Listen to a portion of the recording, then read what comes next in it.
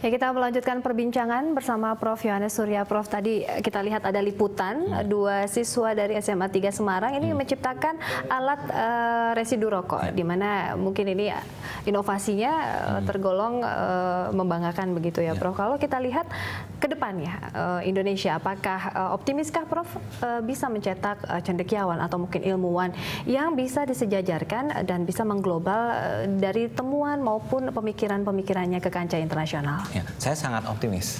Kenapa? Karena dalam lomba-lomba, misalnya dalam berbagai lomba seperti tadi ya, anak itu, terus kemudian dalam lomba-lomba yang lain yang pernah saya kirim anak-anaknya gitu ya, misalnya dalam lomba ICIS saja, International Conference for Young Scientists gitu, lomba karya ilmiah tingkat dunia. Kemudian juga dari APSIS, ini kita aja baru kirim nih 9 anak nih hari ini. 9 anak? Hari ini 9 anak ke Taiwan, itu ikut Asia Pacific Conference for Young Scientists ya. Nah, ini ada 2 dari fisika, 1 computer science, 1 matematik, 4 environmental science. Inovasi apa yang dibawa mereka nih, Prof? Ada ke sana? Kenapa?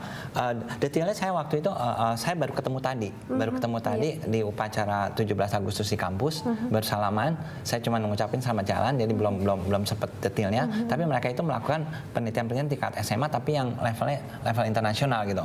Seperti dulu ya pernah ada ya, yang tahun sebelumnya yang menang. Misal bagaimana membuat gimana durian ngebunuh nyamuk. Wow. Kan orang bingung gimana durian. Kan itu unik gitu penemuannya. Ya. Jadi banyak penemuan-penemuan yang unik yang. Tapi itu berhasil lolos dan menang begitu, Prof? Menang. Dia dapat medali emas. Wow. Jadi artinya banyak sekali penemuan-penemuan kita yang cukup menarik ya.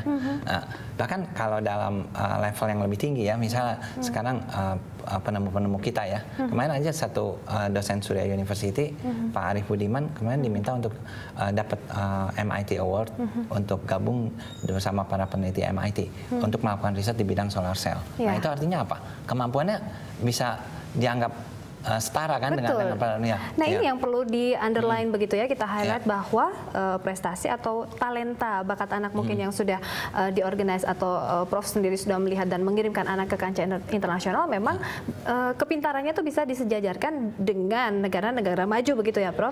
Tetapi apa hambatan terbesar? Jangan sampai ini kepintaran sudah ada, talenta sudah ada, tetapi tidak maksimal dalam hal kaitannya output untuk bisa memaksimalkan kepintaran dan juga pemikiran mereka begitu. Iya, masalahnya support dari pemerintah, saya pikir itu perlu sekali ya, terutama dalam pengembangan riset-riset ini gitu loh.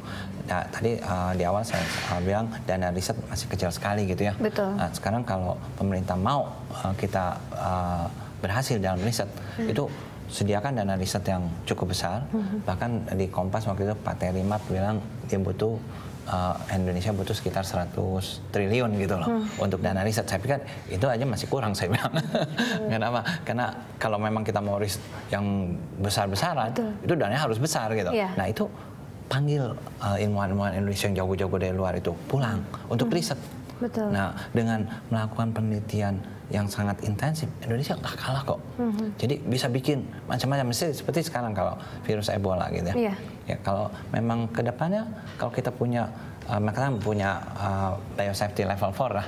Sebenarnya sekarang level 3 aja udah bisa ya. Tapi yang level 4 kalau kita bisa bangun, kita bisa riset lebih dalam lagi tuh. Untuk buat vaksin-vaksin tuh mungkin kita bisa bikin. Nah, saya membayangkan kalau pemerintah mau invest ke sana, sebab mahal sekarang BSL-4 itu 500 miliar gitu kalau mau bikin. Jadi siapa yang mau sumbang itu kan, kecuali pemerintah kan membuat itu. Artinya ada harapan baru dalam tangan kepemimpinan pemerintahan baru, mungkin nanti kedepannya dari kabinet pemerintahan Pak Jokowi sendiri. Ini harapan terbesar dari Pak Yohanes apa, Pak? Saya berharap sekali pemerintahan baru yang memperhatikan riset.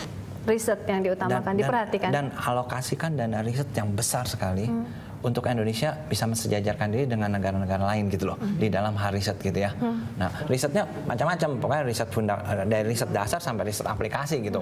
Pokoknya dari mulai riset-riset yang katakan riset dasar dari mulai tentang teori partikel sampai universe. Kalau ke aplikasi misalnya buat mobil listrik, baterai apa segala macam itu kan difasilitasi semua gitu. Nah, ini terkait juga satu hal lagi yang perlu kita simak dan menjadi konklusi. Dari metode pembelajaran atau kurikulum di Indonesia harus seperti apa sih Prof? Terakhir ini Prof. Nah sebenarnya kalau kurikulum ya, mau kurikulum kayak gimana, kalau gurunya bagus sih nggak ada masalah gitu. Yang penting sekarang gurunya bagus dulu gitu loh. Dan juga kalau dalam kurikulum yang tadi, di kurikulum itu nggak usah takut anak-anak terbebani gitu loh. Yang penting gurunya diberesin dulu. Setelah gurunya beres, gurunya bisa mengajar dengan asik, menyenangkan, udah mau kasih kayak apa juga anak-anak mah bisa gitu loh. Yang penting jangan sampai kita kalah di dalam pengetahuan terhadap negara-negara lain gitu loh. Itu yang menjadi perhatian, skill, kapabilitas dari pengayaan guru-guru dan juga gurunya sendiri begitu ya, Iya, itu yang nomor satu harus kita beresin.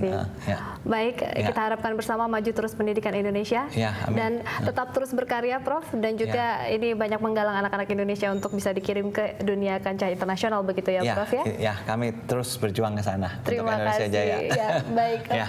Terima kasih, Prof, telah hadir di perbincangan kita kali ini dalam special report kita. Terima kasih. Ya pemirsa, demikian special report dialog saya bersama dengan Prof Yohanes Surya. Special report menuju Indonesia Hebat akan kembali sesaat lagi.